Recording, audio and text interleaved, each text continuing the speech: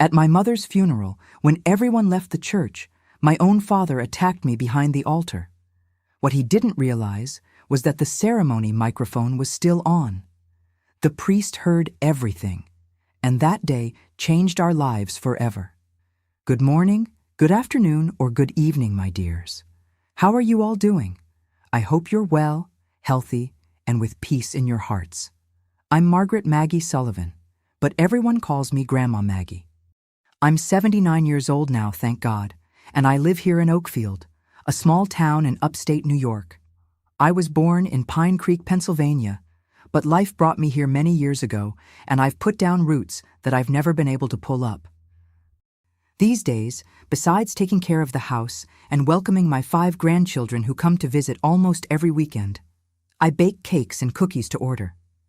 I started by chance, you know. After my husband Harold, God rest his soul, passed away 12 years ago, I needed to keep my mind and hands busy. I always loved cooking, ever since I was a little girl helping my mother, and one day I made a cornbread with apple butter for my granddaughter Claire's birthday. The other children's parents liked it so much that they started asking me for recipes and then placing orders. At first, I only baked for people I knew, but then my grandson Tyler helped me create a page on the internet. Can you imagine a lady my age with pages on Facebook and Instagram? He takes pictures of my baked goods and posts them with nice captions. Now I have orders almost every week, especially for my lemon squares, which are my specialty, and cornbread, which they say is the best in town. I don't make much money from this, but enough to buy my ingredients and still give little presents to my grandchildren when they come to visit. And most importantly, it keeps me active and makes me feel useful, you know?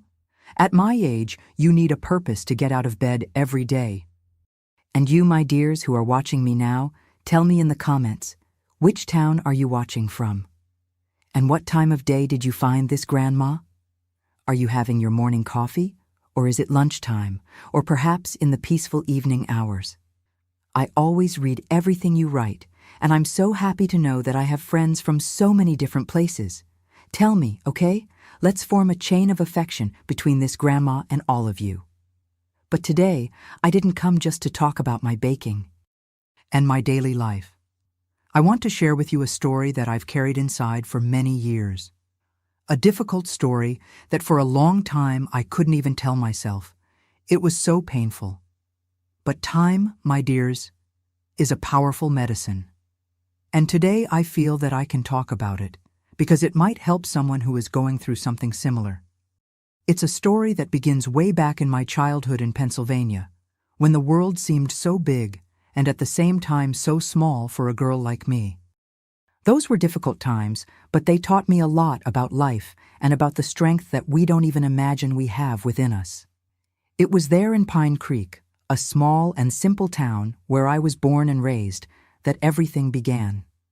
In those days, the town was very different from what it is today, you know? The dirt roads, the simple houses, the church in the center of the square, and everyone knew everyone else. It was a place where secrets spread quickly like creek water, but some managed to stay hidden behind the closed doors of homes. Oh, my dears, just remembering those times in Pine Creek makes my heart tight. It was a small town in rural Pennsylvania, where everyone knew each other. Our house was on Maple Street, a simple wooden house painted light blue, with a large backyard full of fruit trees. We had cherry trees, apple trees, peach trees, and a garden in front that my mother, Eleanor, tended with such care. My father, Arthur Sullivan, worked at the town's sawmill. He was a tall, strong man of few words. He had a thick mustache and hands that were always rough, calloused from heavy work. He would leave early before the sun came up and return when it was already getting dark. On Saturday nights, he would stop at Mr. Armstrong's tavern before coming home, and on those nights we knew it was better to keep quiet, because he came home angry, smelling of whiskey. My mother was his opposite. Short, thin. She spoke softly and had a sweet smile, even when life was difficult. She worked as a laundress, washing clothes for the more affluent families in town. She would wake up with my father and go to the wash basins, which were in the back of the yard, under a large oak tree. There she would scrub, beat, and wring the clothes, always humming the same old song she had learned from her grandmother. We were 5 siblings. I was the middle child. My older siblings were Benjamin and Lucy. The younger ones were Gerald and Ivan. Benjamin, the oldest, started working with Dad at the sawmill when he was 12. Lucy helped Mom with the clothes and took care of the house. I was responsible for the younger ones, Gerald and Ivan. Life was simple, but we didn't go hungry, thank God. Mom always found a way. She planted potatoes, squash, corn, and beans in our backyard. She raised some chickens that gave us fresh eggs every day, and when she killed a chicken, it was a celebration. She would make that thick broth, well seasoned with garlic, onion, and herbs that she grew herself. Our routine began early. At 5 in the morning, Mom was already up, lighting the wood stove to make coffee. The smell of freshly brewed coffee was our alarm clock. We would get up, wash our faces in the enamel basin that sat on a bench in the yard, and go have breakfast. A mug of coffee with milk and a piece of homemade bread or cornbread. After that, everyone went to their duties. My siblings and I went to school, which was about a 20-minute walk from our house. The school was a wooden building with only 3 rooms. Miss Leonard was the teacher for all the children, dividing the classroom among the different grades. I remember she was quite strict, hitting the desk with a ruler when we made noise, but she was also affectionate when she saw that we were trying hard. When we returned from school, around noon, we all had lunch together. Mom insisted on this, saying it was the time for the family to be together.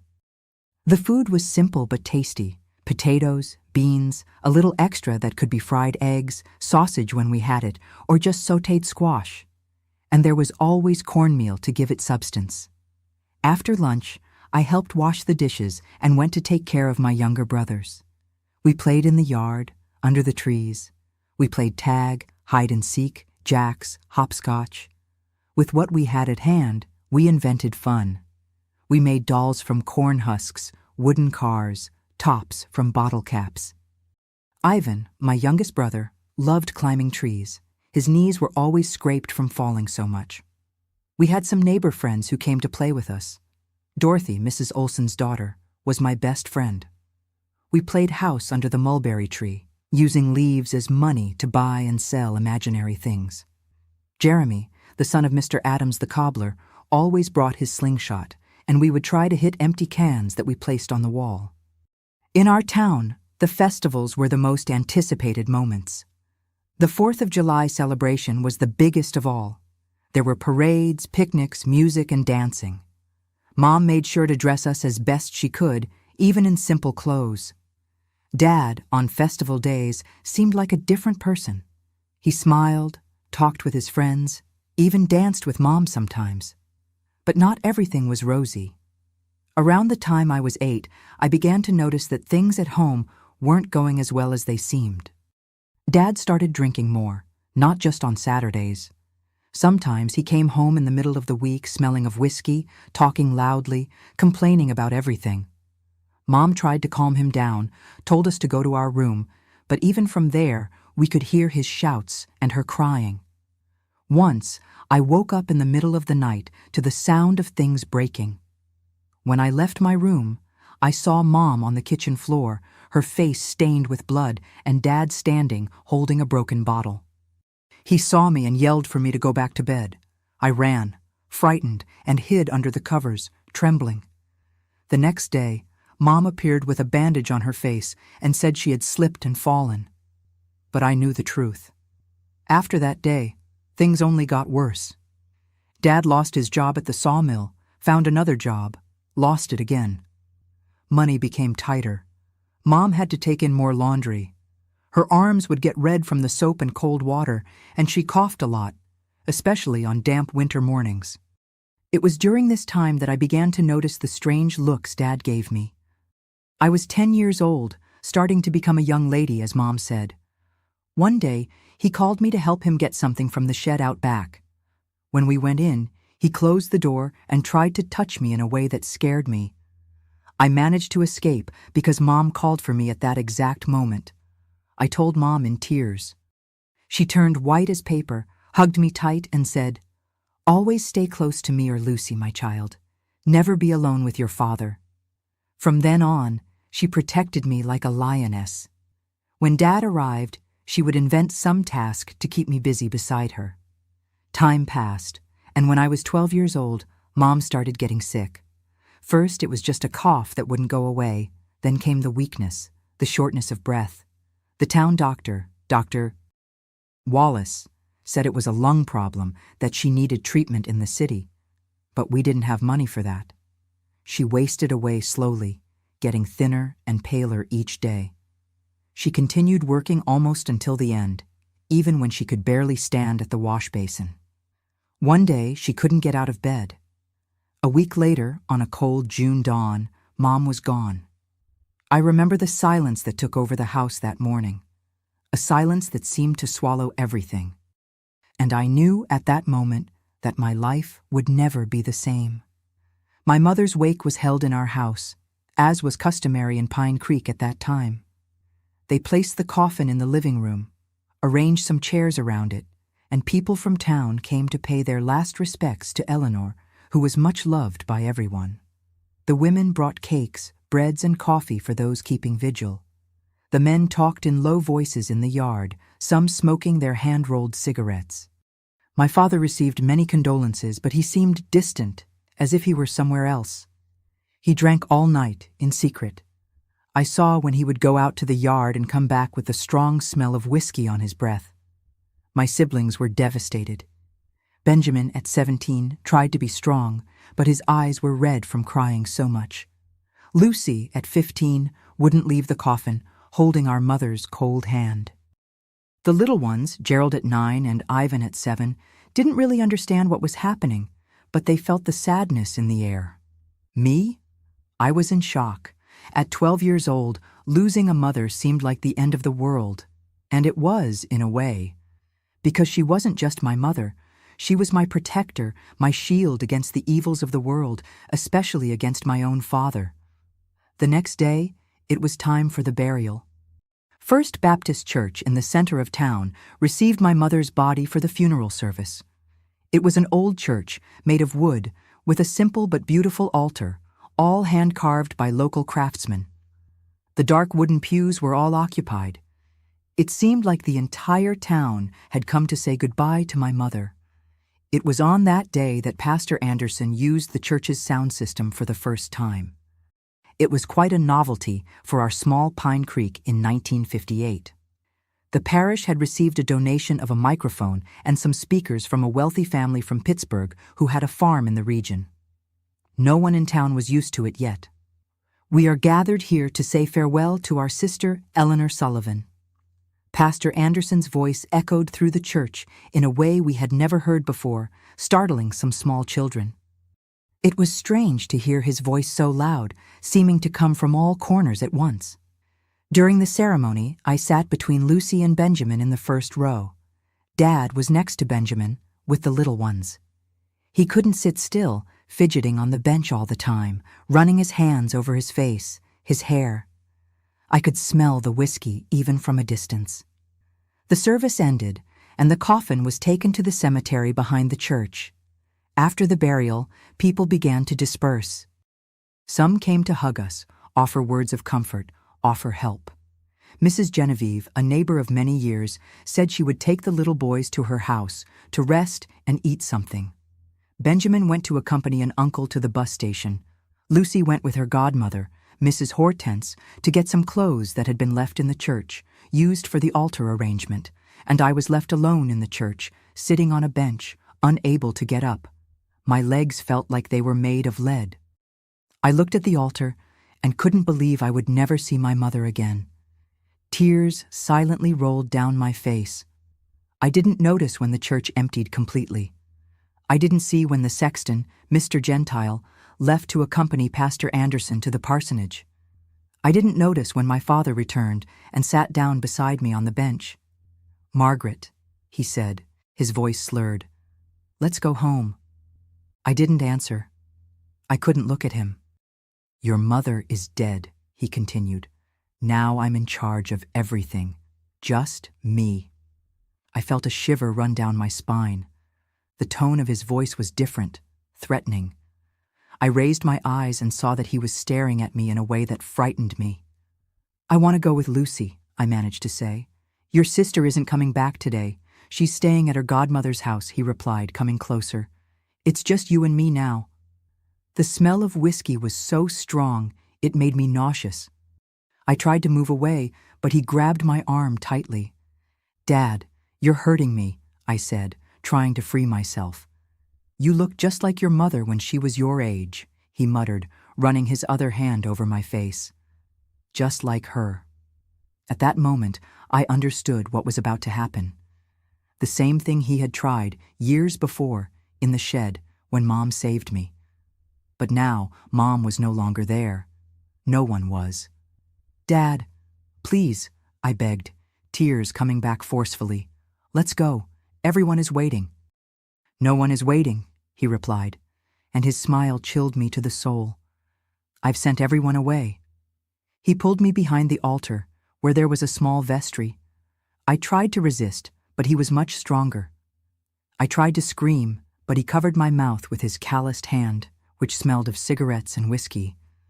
"If you scream, I'll beat you until you pass out," he threatened, his eyes injected with a malice I had never seen before.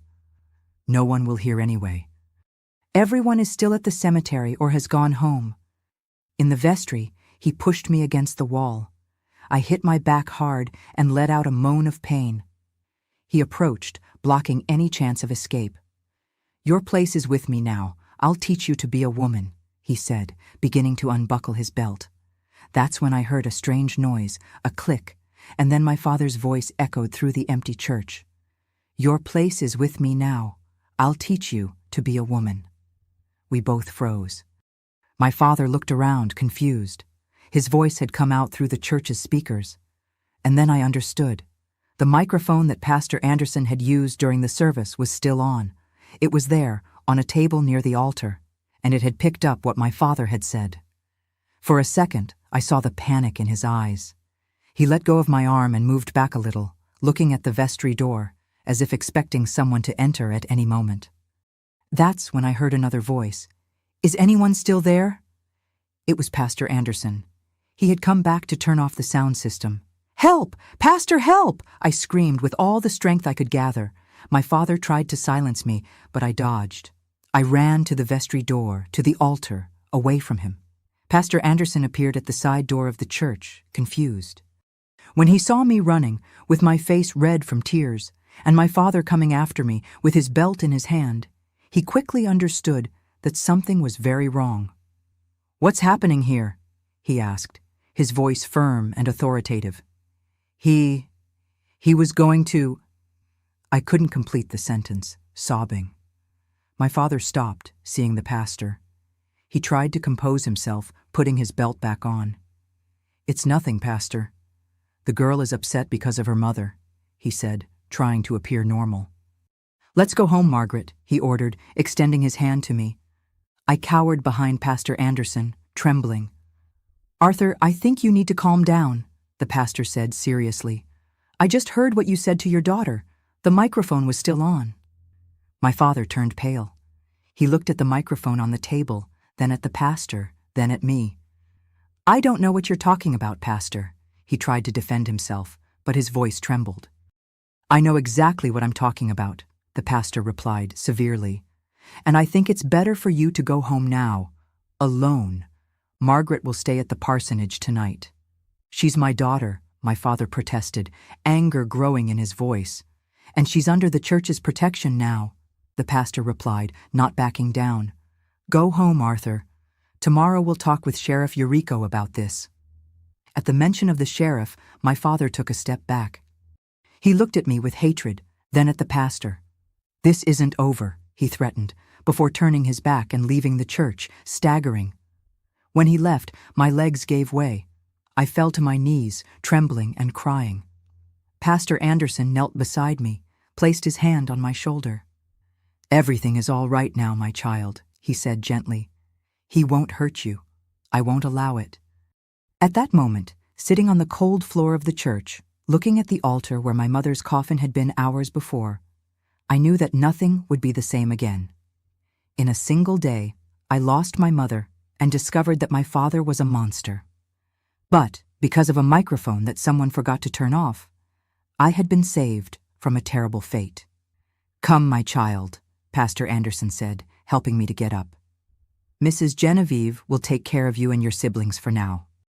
Tomorrow we'll solve this." We left the church for the cold night in Pine Creek. The stars shone in the dark sky, indifferent to the drama that had just happened.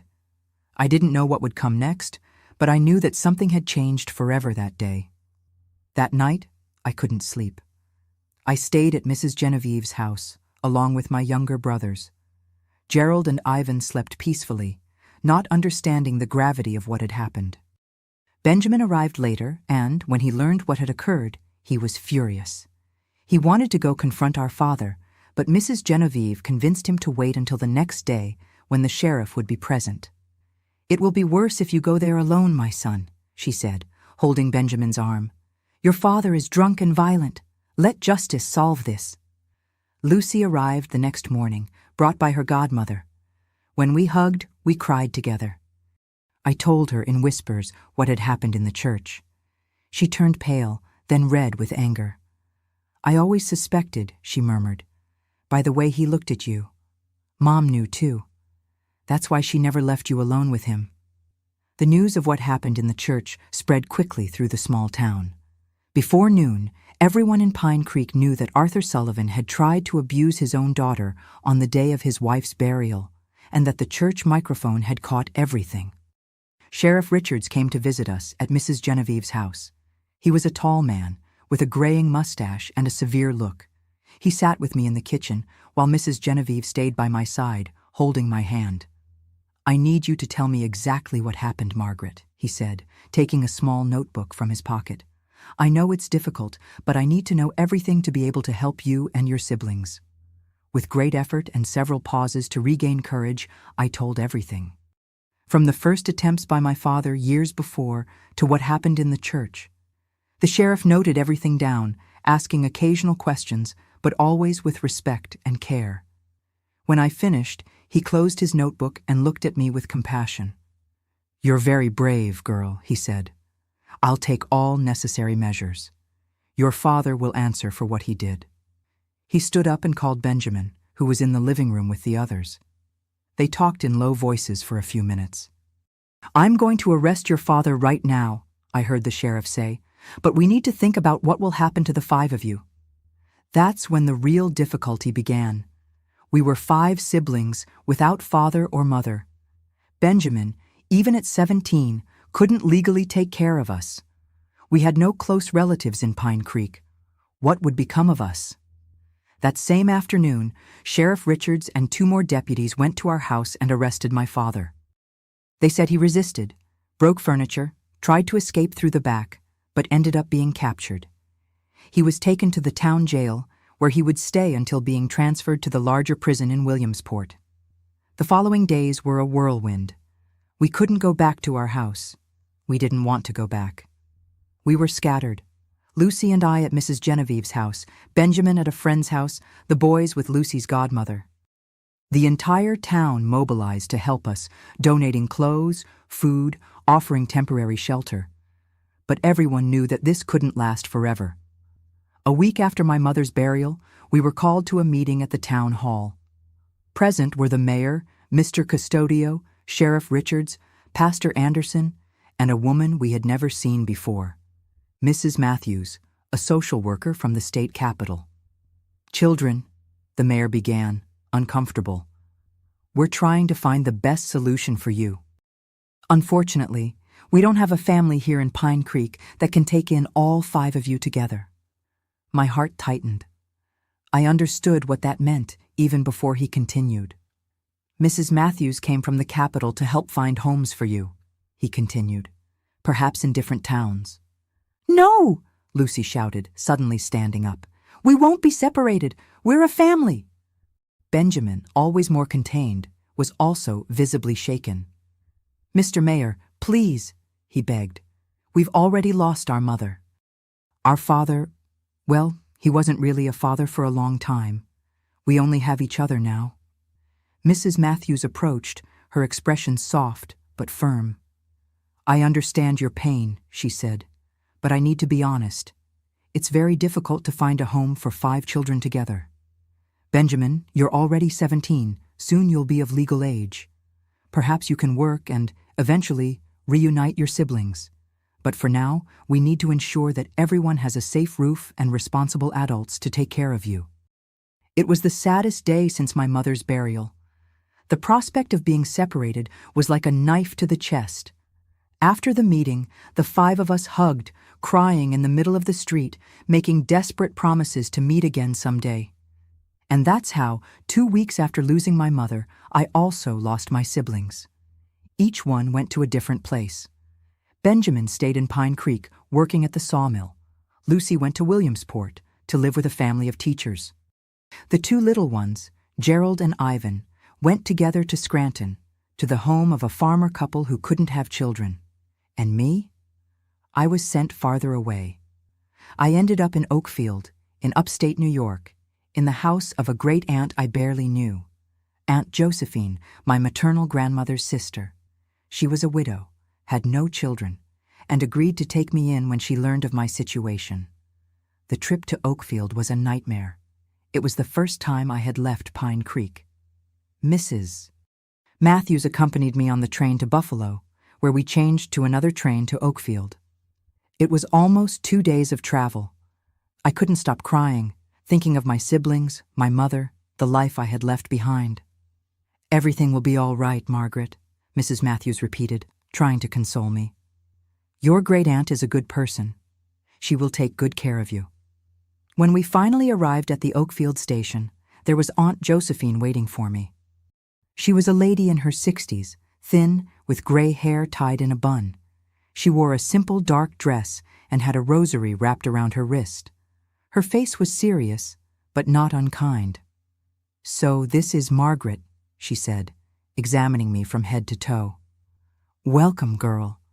I know you're going through difficult times, but here you'll have peace and security."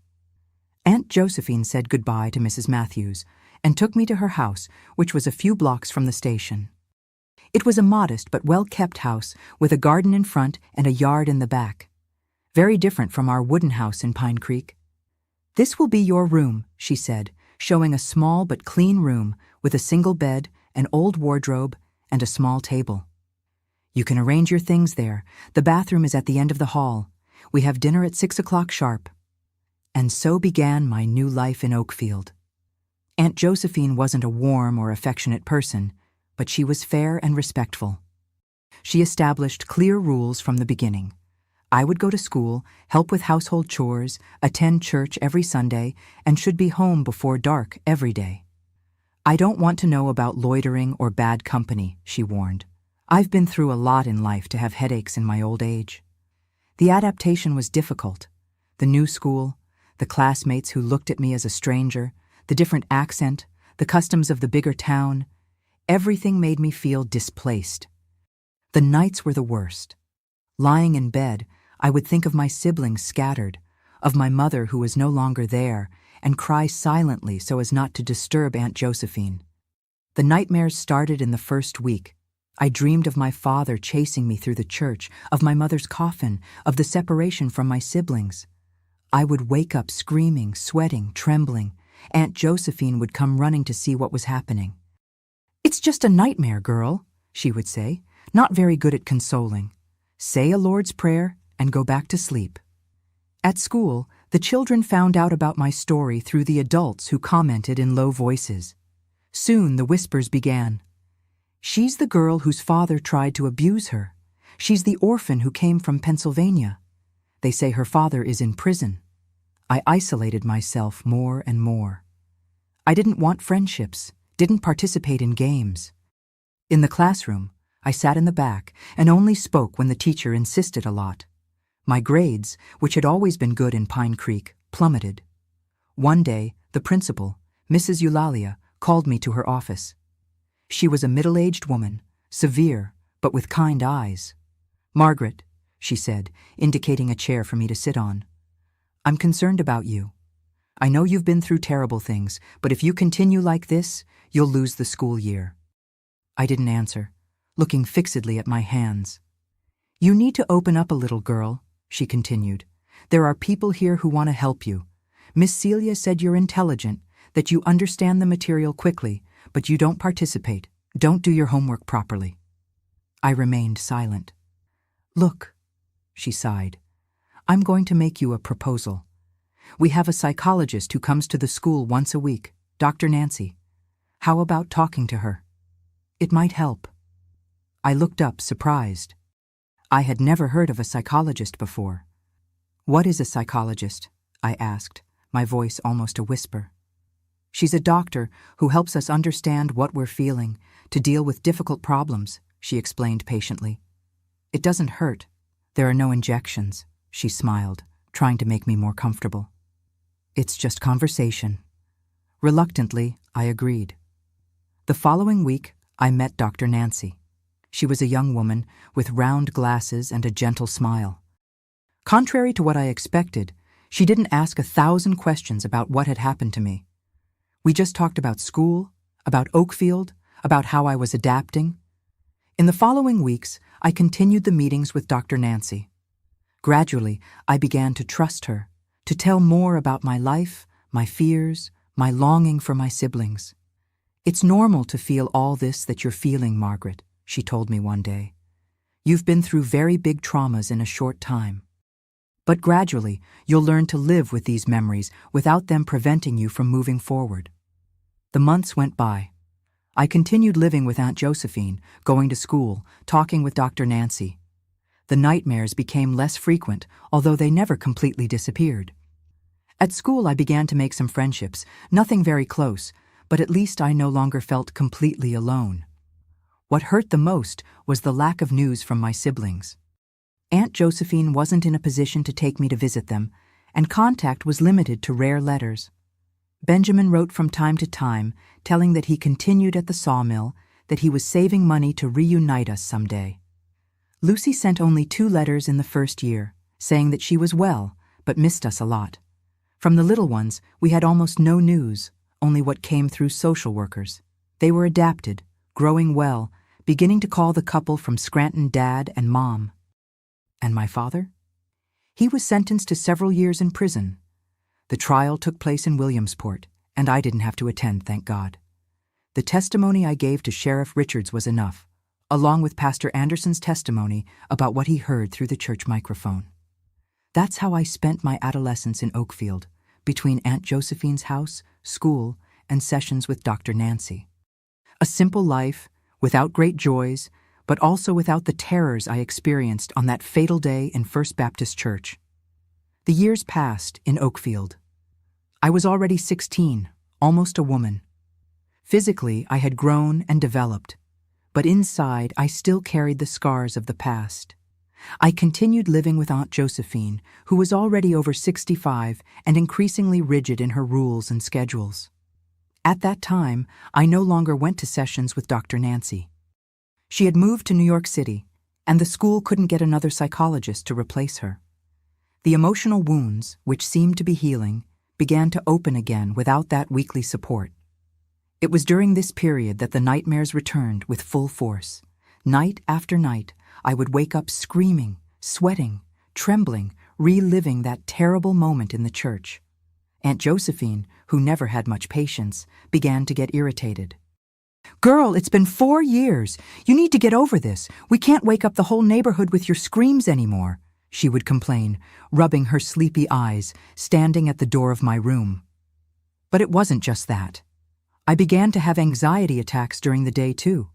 At school, any loud noise would startle me. If any man came too close to me on the street, I would freeze in fear. I developed a dread of churches. I couldn't even pass in front of one without feeling nauseous and dizzy. My school performance, which had improved a bit with Dr. Nancy's help, plummeted again. The teachers were concerned, but didn't know how to help. Aunt Josephine was called to the school several times. "I don't know what else to do with this girl," she would say to the principal, who was now Mr. Florentine. "I give her a house, food, clean clothes, and she only gives me headaches." At home, the atmosphere was getting increasingly tense. Aunt Josephine, tired and with health problems, had little patience with my crises. I felt like a burden, an intruder. "If I had known it would be like this, I wouldn't have accepted you here," she said one night, after I woke up screaming for the third time in the same week. Those words hit me like a slap. At school, things weren't much better. I had some friends, but no close relationships. No one really knew what I had been through. I had never told the details to anyone besides Dr. Nancy. It was during this time that I met Mr. Edgar, who taught literature in the last year of junior high.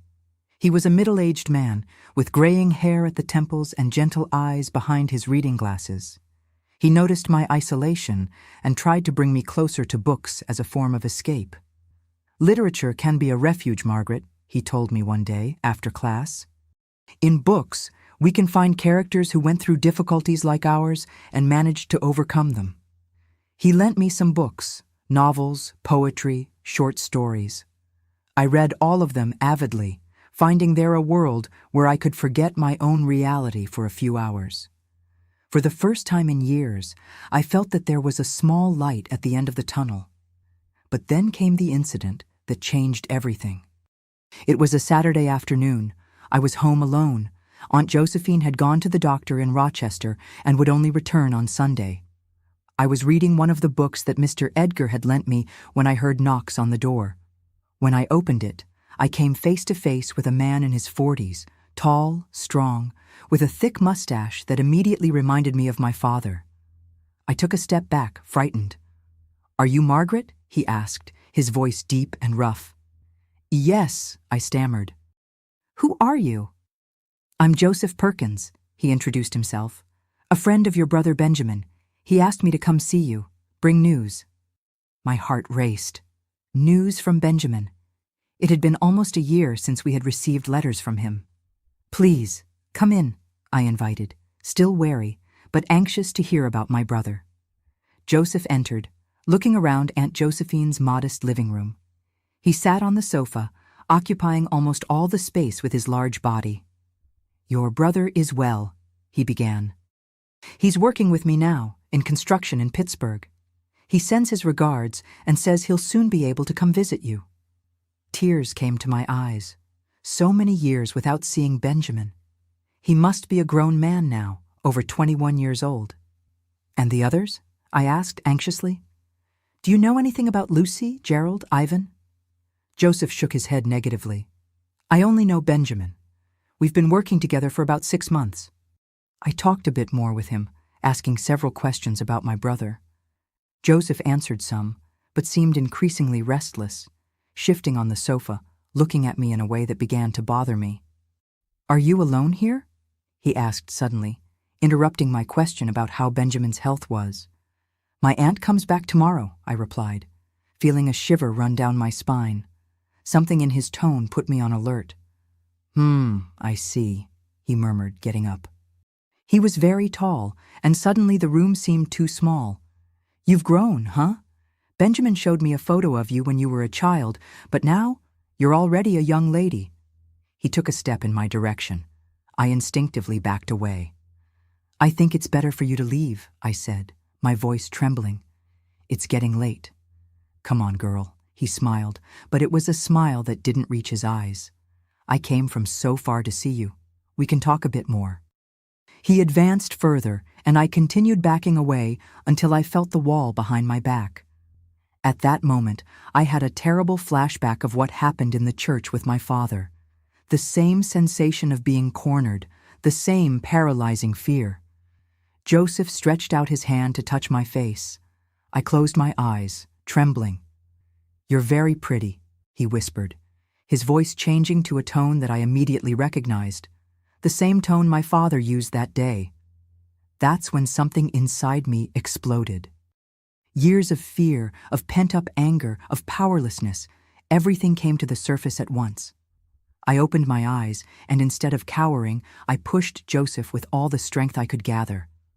"No," I screamed, with a voice that didn't even seem like mine. "Never again, never again will anyone touch me like that." He staggered backward, surprised by my reaction. I took advantage of that moment and ran to the kitchen. I grabbed the first thing I saw, an iron skillet that was on the stove. "Get out of my house," I ordered, holding the skillet like a weapon. "Get out now, or I'll scream so loud that the whole neighborhood will come to see what's happening." Joseph looked at me, astonished. For a moment, I thought he was going to advance, but then he backed off. "Calm down, girl," he said, raising his hands. "You don't need all this. I was just being friendly." "Friendly?" I repeated, my voice trembling with anger. "This is not being friendly. This is disgusting. Get out of here, now!" He took a few more steps back, picked up his hat that he had left on the table, and went to the door. "You're crazy," he muttered before leaving. "Completely crazy." When the door closed behind him, my legs gave way. I fell to the kitchen floor, still holding the skillet, crying convulsively. But for the first time in years, they weren't just tears of fear or sadness. They were also of anger, of indignation, and strangely, of relief. Because for the first time since that day in the church, I had managed to defend myself. I hadn't been paralyzed. I hadn't been saved by someone. I myself had expelled the danger from my life. I spent the rest of that day and the whole night awake with my bedroom door locked, fearing that Joseph might return. But he didn't come back. And gradually, the adrenaline gave way to a strange sensation of strength, of determination. When Aunt Josephine returned on Sunday afternoon, she found a different Margaret. I told her what had happened, without omitting any detail. "My God in heaven!" she exclaimed, making the sign of the cross. "And do you think he was really a friend of your brother?" "I don't know," I answered honestly. "Maybe yes, maybe no, but that doesn't matter. What matters is that he tried to do the same thing as my father, and I didn't let him." Aunt Josephine looked at me differently that day. I saw something in her eyes that I had never seen before, a mixture of surprise and respect. "You've grown, girl," she said simply. That night, I had a different dream. It wasn't a nightmare with my father or the church. I dreamed of my mother. She was standing in the yard of our house in Pine Creek, under the oak tree, hanging clothes on the line. When she saw me, she smiled and said, "You'll be all right, my daughter. You're strong, as I always wanted you to be." I woke up with tears in my eyes, but it was a different kind of cry. Something had changed inside me.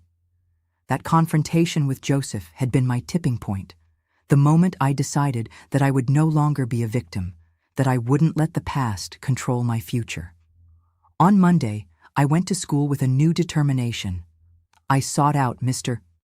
Edgar and told him everything that had happened, not just the incident with Joseph, but my whole story from what happened in Pine Creek. "I want to study," I said, determined. "I want to graduate, have a profession, be independent. I don't want to be afraid anymore. I don't want to depend on others' charity anymore." Mr. Edgar listened to me attentively, and when I finished, smiled.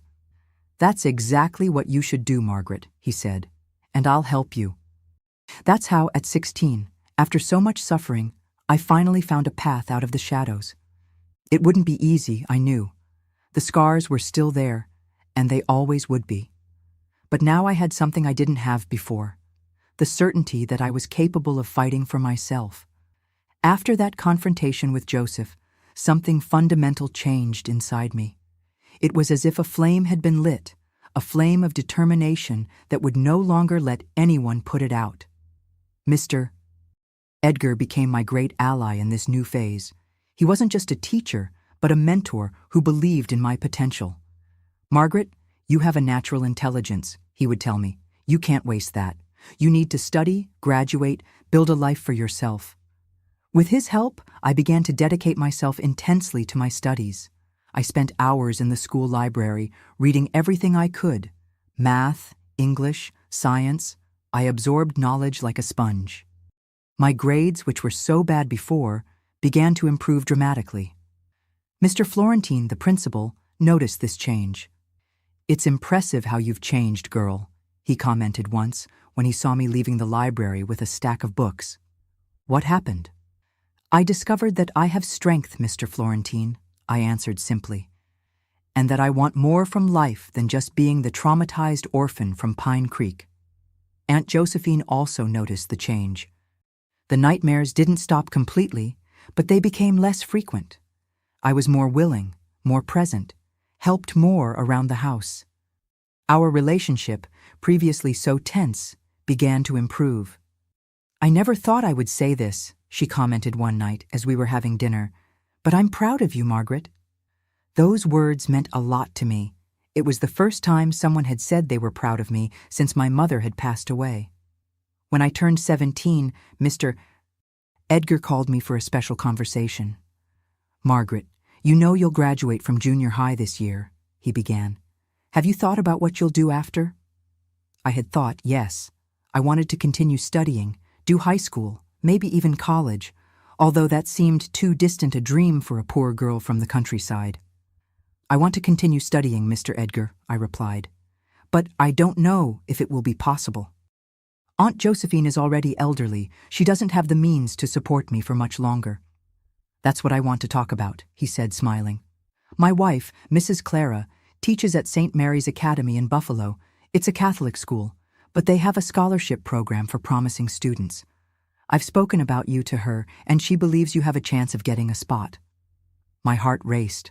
Buffalo was a bigger city with more opportunities. St. Mary's Academy was known for its excellent education. "But that would mean leaving Oakfield," I said, thinking of Aunt Josephine. "Yes," he confirmed. "You would live in the school dormitory. But you would be building your future, Margaret. And Buffalo isn't so far. You could visit your aunt on holidays." That night I talked with Aunt Josephine about the proposal.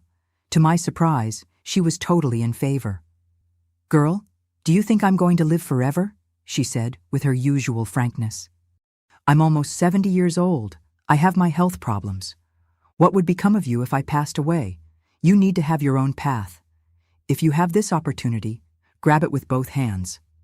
That's how, a few months later, I took the exam for St. Mary's Academy and, to my joy, was approved with a full scholarship. In January 1964, at 18 years old, I moved to Buffalo, leaving behind Aunt Josephine and the life I had built in Oakfield. St. Mary's Academy was imposing, with its old brick building and high windows. The nuns were rigorous, but fair. The routine was intense: classes in the morning, supervised study in the afternoon, extra activities at the end of the day. I loved every minute of it. For the first time, I was in an environment where no one knew my past. No one knew about the tragedy in Pine Creek, about the microphone in the church, about my father in prison. I was just Margaret, the dedicated student from Oakfield with a scholarship. I made friends there: Gloria, Nancy, and Doris, all also scholarship students. On weekends, when we weren't studying, we would explore Buffalo together. It was a beautiful city, with tree-lined streets and a magnificent view of Lake Erie. It was in Buffalo, during the second year of high school, that I received a letter that would change the course of my life again. It was from Benjamin, my older brother, whom I hadn't seen for almost 6 years. "Dear sister," he wrote, "after much searching, I finally discovered your whereabouts through social services. I'm in New York City now, working in construction. I have a good job. I'm a foreman. I managed to locate Lucy, too. She's married, living in Pittsburgh. About the little ones, we only know that they continue with the family in Scranton, but they're well. I really need to see you." "Can we meet?" I cried, reading that letter. My brother, whom I thought I had lost forever, was alive, well, and wanted to see me. I replied immediately, saying yes, that I very much wanted to meet him. We arranged that he would come to Buffalo the following month, during a holiday. The meeting with Benjamin was emotional. He was so different, a grown man of 23, tall, strong, with the same gentle smile as our mother. We talked for hours on a bench in Buffalo's Central Park. He told me about his life, about how he had struggled to survive after we were separated, about the jobs he had until he reached New York City. "And that man, Joseph, who came to visit me in Oakfield?" I asked, remembering the incident that had changed my life. "He said he worked with you." Benjamin frowned, confused. "Joseph," I never worked with anyone by that name, he replied. And I never sent anyone to visit you, Margaret. I didn't even know where you were until recently. A chill ran down my spine. So Joseph had lied. He probably didn't even know Benjamin. He was just a predator who somehow had discovered information about me and invented that story to get close. "What is it, Margaret? You're pale," Benjamin asked, concerned. I told him what had happened, Joseph's visit, his attempts, how I had confronted him. Benjamin was furious. "If I get my hands on that bastard," he muttered, his fists clenched. "It's all right, Benjamin," I assured him. "It's over." Actually, that incident made me stronger. It was when I decided I wouldn't be a victim anymore. Benjamin looked at me with admiration. "You're amazing, you know? Our mother would be so proud." Before saying goodbye, he made me a proposal that would change the course of my life once more. "Margaret, when you finish high school, come to New York City. I'm established there. I have a small but comfortable apartment. You can live with me, try to get into a college. That was always your dream, wasn't it?" That proposal lit a new hope in my heart. New York City, the big metropolis, studying at a real university. And most importantly, being close to my brother again. "I'll think about it, Benjamin," I promised, hugging him tightly in farewell. "I'll think about it carefully." And I did think about it. During the last year of high school, I dedicated myself even more to my studies, determined to pass the college entrance exams. Aunt Josephine, whom I visited regularly, supported my decision. "Go, girl, build your life. There's nothing more for you here," she would say, increasingly fragile with advanced age. In December 1966, I graduated from St. Mary's Academy with honors. The nuns encouraged me to continue my studies, and the Mother Superior even helped me with the forms for New York University. "You have the potential to go far, Margaret," she told me. "Don't waste this gift that God has given you." In January 1967, at 21 years old, I moved to New York City, to Benjamin's apartment in the East Village. It was a modest place, but clean and welcoming.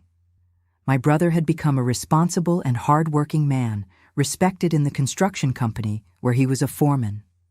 In February, I took the entrance exam for the literature course at NYU. The competition was enormous, and I, a girl from the countryside, was competing with students from renowned schools in the city. But all my dedication during the years at St. Mary's Academy paid off. I was accepted. The happiness I felt upon seeing my name on the list of accepted students is indescribable. I, Margaret Sullivan, daughter of a laundress and a sawmill worker, orphaned at 12, was entering one of the most prestigious universities in the country. Benjamin hugged me tightly when I gave him the news. "See? You did it," he said, his eyes moist. "You went through all that, and look where you've arrived. That's what being strong is, little sister." That's how, after so much suffering, life finally began to smile at me. The path had been long and painful, from that terrible day in First Baptist Church to the classroom at NYU. But I had survived. More than that, I had transformed myself. That frightened girl from Pine Creek was becoming a strong, determined woman with a future ahead of her. And it all began when I decided that I would no longer be a victim, that I would take control of my own story. And so, my dears, the years went by. I graduated in literature from NYU in 1970 at 24 years old. It was one of the happiest days of my life.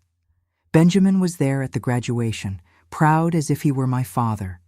Aunt Josephine, already 75 years old, couldn't attend because of her fragile health, but she sent an emotional telegram of congratulations. Soon, I got a job as a teacher at a public school in the Bronx. I loved teaching, seeing the students' eyes shining when they understood something new. I had a special patience with the quieter ones, the shy ones, those who, like me once, carried invisible wounds. It was at that school that I met Harold Taylor, the math teacher. He was gentle, respectful, soft-spoken, and with delicate gestures. Gradually, we grew closer. "You speak of the countryside with such fondness," he told me one day, as we were having lunch in the teacher's lounge. "Do you miss it?"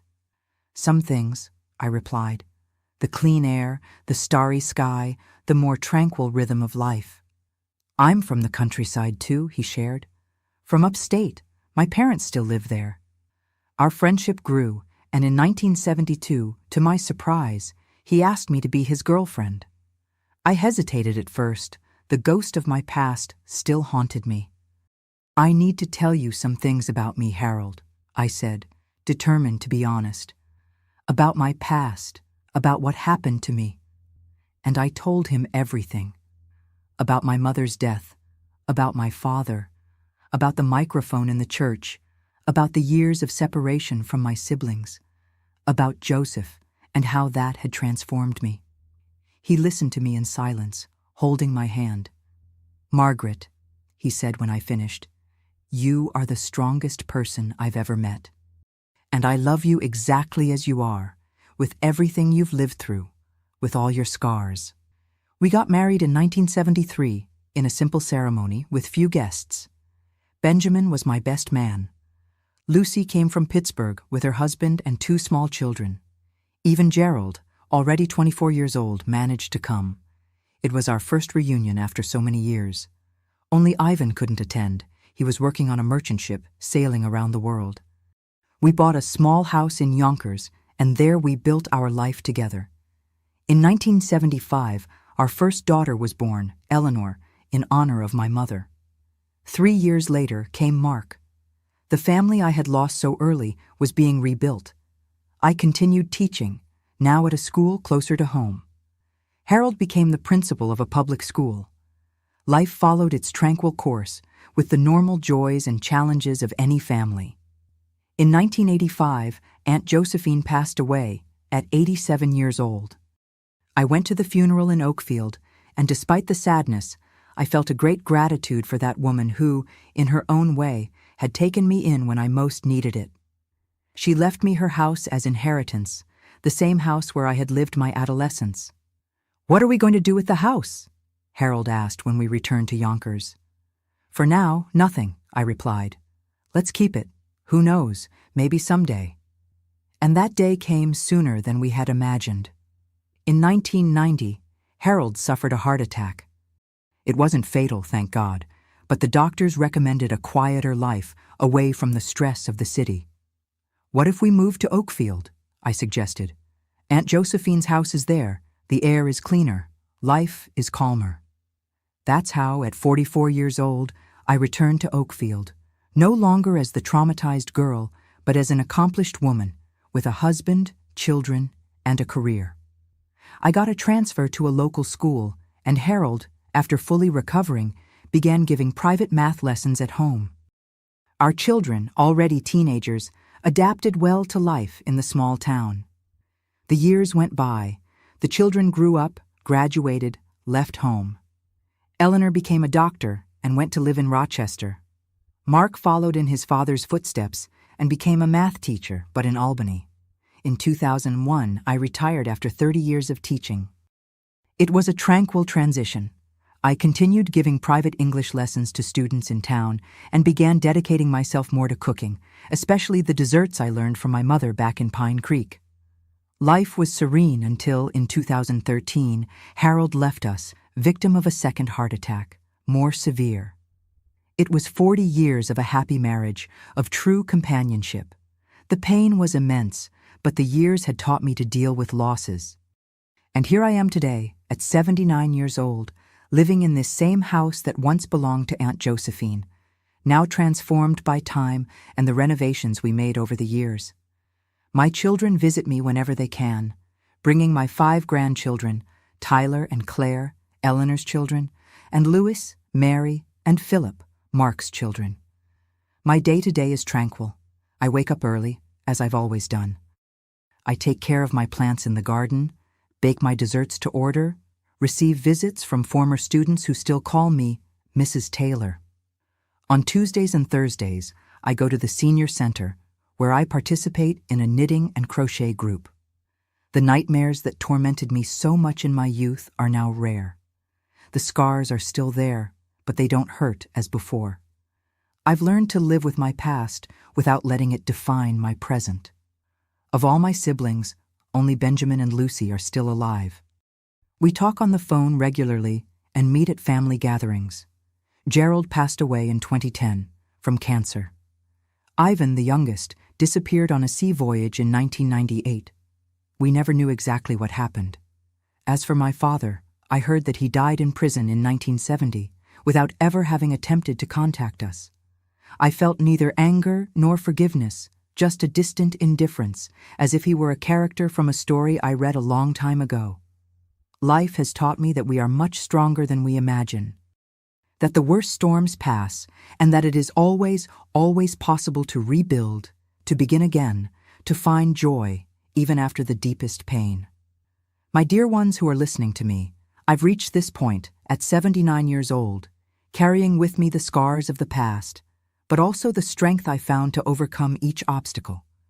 And if there's one thing I've learned on this long journey, it's that our story doesn't have to define us forever.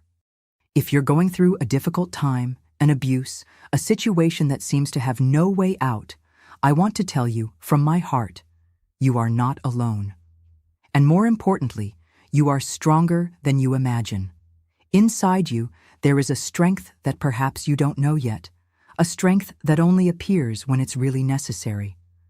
I learned that age doesn't define our strength, but rather our capacity to begin again each day. How many times did I have to start over? When I lost my mother, when I was separated from my siblings, when I arrived alone in a strange town, when I confronted that man in Aunt Josephine's house. Each new beginning made me stronger. My wrinkles are maps of survival. Each one tells a story of pain overcome. I look in the mirror today and I see not just an elderly lady, but a warrior who didn't let herself be defeated, who didn't allow the evil they tried to do to her to become greater than her capacity to love and live. Life taught me that even in the deepest darkness, our inner light never goes out. In the darkest moments, when I thought there was no way out, a small light always appeared. A teacher who believed in me, a brother who found me after years, good people who crossed my path. I never allowed my dignity to be stolen, even when they tried to take everything from me. That day in the church, when my own father tried to do the unthinkable, could have completely destroyed me. But something inside me resisted, survived, and then grew, strengthened. I discovered that we are stronger than we imagine, especially when we think we can't take it anymore. In the moments when I thought I was going to give up, when the pain was too great, I found strengths I didn't know I had. Time doesn't heal all wounds, but it teaches us to live with them and still smile. The marks of my past never completely disappeared. The nightmares, even rare now, still come sometimes. But I learned to live with these scars without them controlling my ability to be happy. My story isn't about what they did to me, but about how I chose to respond. I could have sunk into bitterness, resentment, hatred. But I chose another path, the path of study, work, love. I built a family, a career, a life worth living. I learned that true strength isn't in never falling, but in getting up every time. How many times did I fall? How many times did I cry thinking I couldn't go on? But always I found a way to get up, to take one more step, even when it seemed impossible. Abuse leaves invisible scars, but recovery shows that we can flourish even after the storm. Like a devastated garden that with time and care blooms again, we too can be reborn from our pains. I discovered that my voice, even trembling, has power when I decide to use it. When I finally had the courage to speak, to denounce, to defend myself, I discovered that my voice was stronger than I imagined. Age has given me the wisdom to understand that it's never too late to start over. At 44, I returned to Oakfield and rebuilt my life once more. At 67, when I lost my husband, I had to learn to live alone again. Each restart is difficult, but possible. My experience has taught me that our story doesn't end with the painful chapters. What happened in that church so many years ago wasn't the end of my story. It was just the beginning of a journey of overcoming. I learned that surviving is a form of resistance and living well is the best revenge. Each day that I live with joy, each moment I spend with my grandchildren, each dessert I make with love, is a victory over those who tried to destroy me. And now, my dear listeners, I need to make a special request. If you know someone who is going through a situation of abuse, don't be silent. Don't look away. In any country, in any culture, there are authorities and organizations ready to help. Seek information about protection in your region. Dignity and respect are universal values, no matter where you are. Sometimes, a word of support, an attentive ear, a gesture of solidarity can save a life. I was saved by a microphone that was left on, but many people don't have that luck. They need someone to notice their silent signals for help, to extend a hand when they don't have the strength to ask for help. My beloved ones who are watching me now, please subscribe to this channel and turn on the notifications immediately. Each subscription is like a hand extended to someone who is suffering in silence, because these videos need to reach those who need to hear that it's possible to overcome the worst pains. If you know someone who may be suffering abuse, share this video right now, because a story like mine might be the light that person needs to find courage and seek help. Leave in the comments if you've ever witnessed or know someone who went through a situation of abuse and how that person managed to overcome it. Do it now. Don't wait another minute, because while we're talking, someone might be desperately needing this message of hope. Have a great day, everyone. I love you all. By the way, if you've stayed until here, you're part of less than 2% of the viewers on this channel, so for me to know who's still here, comment below the word love.